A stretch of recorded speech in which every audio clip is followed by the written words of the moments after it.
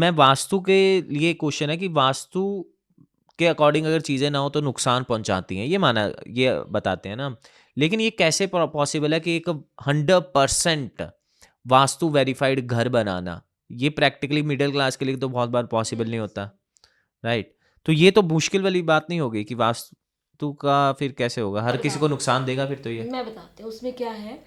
वास्तु और कुंडली हम्म पैरेलल चलते हैं। हम्म। ठीक है। अब एक ही घर में 5 लोग रह रहे हैं, हम्म। आपको वही घर बेनिफिट दे रहा है, हाँ मेरे को वो घर बेनिफिट नहीं हाँ दे हाँ रहा। हाँ। उसका लॉजिक क्या है कि आपकी कुंडली में प्लैनेट्स की पोजीशन बहुत अच्छी है, हम्म आपकी दशा बहुत अच्छी चल रही है, हम्म। फेवरेबल प्लैनेट की चल रही है, फेवरेबल हाउस की चल रही है। हाँ। आपके ऊपर जो कमजोर वास्तु है या दोषपूर्ण वास्तु है ना, जो वास्तु है वो लगभग 30 to 35% इफेक्ट करता है पर्सन के ऊपर। ओके। तो उसमें क्या होता है कि वो उस टाइम में जब आपकी दशा अच्छी है, आपके प्लेनेट अच्छे हैं, तो वो जो दोष है वो आपके ऊपर हावी नहीं हो पाता। मेक लेकिन सेंस। वही आपकी फैमिली का दूसरा मेंबर है, हम्म। उसकी दशा बुरी चल रही है, इसकी वजह उसके से प्लेनेट अच्छे नहीं है, तो वही 35% भी उसके ऊपर हैवी होगा। हावी हो जाएगा हम्म और वो ग्रो नहीं कर पाएगा। This is a difference between vastu कि वास्तु के दोष का जो सोल्यूशन है ना, उनके कुछ कॉमन सोल्यूशंस होते हैं। हम्म। हमारे अकॉर्डिंगली कुछ चीज़ें ऐसी होती हैं जो हम घर में रख देते हैं तो उनकी एनर्जी पॉजिटिव आनी शुरू हो जाती है। जो नेगेटिव वास्तु है उनके दोषों की कटिंग हो जाती है। हम लोग कुछ वास्तु के सोल्यूशन इस तरह के गाइड करते हैं। कुछ मतलब हमें हमें कॉमन लैंग्वेज में कहते हैं शल्य चिकित्सा, जिससे हम लोग कॉमन मेडिकल साइंस में ऑपरेशन कहते हैं।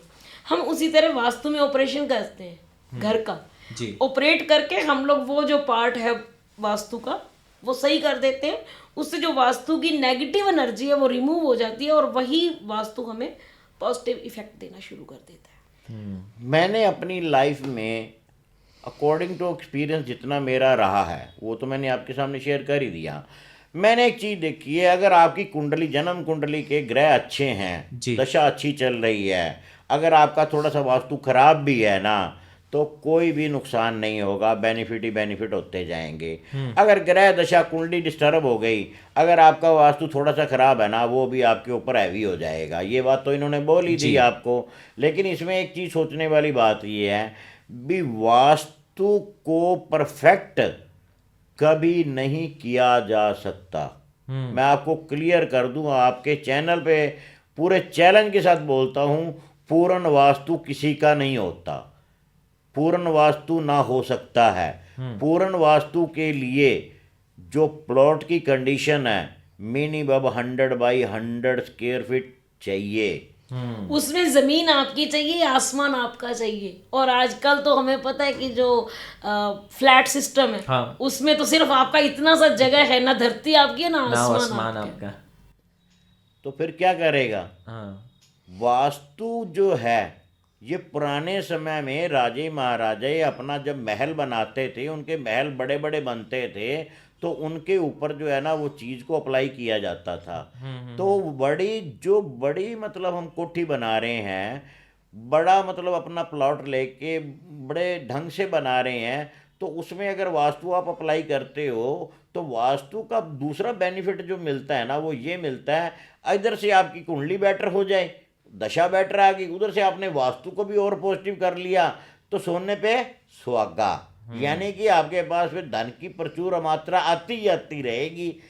अगर मान लो दोनों में से कोई एक डिस्टर्ब हो गया ना, तो नेचुरली ये खास करके कुंडली और दशा, मैं ये कहता हूँ, अगर थोड़ा सा वास्तु गलत हो गया ना कोई बात नहीं, अगर मान लीजिए कुंडली और दशा खराब हो गई ना, तो वो खराब वास्तु का बैड इफेक्ट आना शुरू हो जाएगा। सपोज करो आप घर की नुक्कड़ वाला कॉर्नर वाला मकान आपके पास है, अगर उसकी मान लो सीढ़ियाँ जो है चढ़ के जो हम अंदर आते हैं, अगर सीढ़ियों का पहला स्टेप टूट गया ना, मान लीजिए क्रैक आ गई, तो आपका वास्तु खराब हो गया। आपके वास्तु में सबसे बड़ी चीज़ है, जैसे मान लीजिए ये आपका मकान है, हाँ। इसके घर के बाहर आप सड़क के ऊपर जाओगे, अगर जहाँ सड़क के ऊपर जाओगे अगर वहाँ आगे एक खड्डा है, हाँ। आपने देखा यार ये तो खड्डा बना हुआ है छोटा सा, चाहे वो 2 इंच का है चाहे वो 10 इंच का है, तो आप तो यही बोलोगे ना भी इसको फिल करने के लिए सरकार ही करेगी, मैं थोड़ी करूँगा। लेकिन वो खड्डा आपके लिए नुकसानदायक है अकॉर्डिंग टू वास्तु। लेकिन वास्तु भी तभी इफेक्टिव होगा जब आपकी कुंडली की दशाएं और कुंडली बेटर होगी। Got it. वास्तु और दोनों को पैरेलल लेके चलना पड़ेगा हमें। तो मुझे जितना समझ आया ये पार्ट है, लेकिन 100% नहीं है। 1/3 पार्ट जो है वो 1/3 part वास्तु है, लेकिन उसको क्योर किया जा सकता है उसकी शल्य चिकित्सा से। आई थिंक फिर हमें पहले 70% हिस्से पे ज़्यादा ध्यान देना चाहिए, उसके बाद 30% वाले हिस्से पे आना चाहिए, लेकिन वो भी जरूरी है। वो भी ज़रूरी है। तो इसमें क्या होता है, अब मुहूर्त ज्ञान के ऊपर ही मैं आपकी बात जो पुरानी थी उसको ही रिपीट कर लेता हूँ। जब आदमी प्लॉट लेता है, प्लॉट लेने के बाद वो उसके ऊपर कंस्ट्रक्शन शुरू करता है, तो सबसे पहले क्या करता है, नींव पूजन करता है। नींव पूजन कैसे होता है, मुहूर्त से होता है। तब उसकी कुंडली बनती है वो उस घर की मकान की, कुंडली है। भी इस तारीख को इसने पूजन शुरू किया इतने बजे, हाँ, तो उसकी कुंडली बन गई।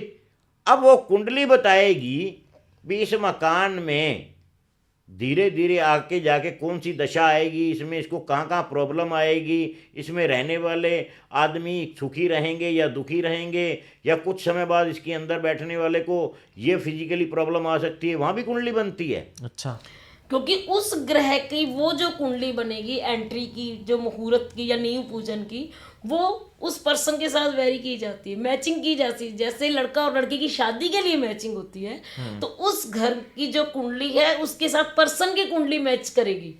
वहां उसकी दशा और आपकी दशा क्या कहती है, उस टाइम के उसके प्लेनेट और आपके प्लेनेट कहाँ दोष पूरक है, उनको एग्जैक्ट किया जाता है। Got it. एक घर में आपका रूम तो अपना है ना, जो ग्रह आपका खराब है उससे रिलेटेड जो उस रूम का वास्तु है, आप उसको एग्जैक्ट कर लो, वो आपको अच्छा प्रभाव देना शुरू कर देगा। समझ गया। राइट।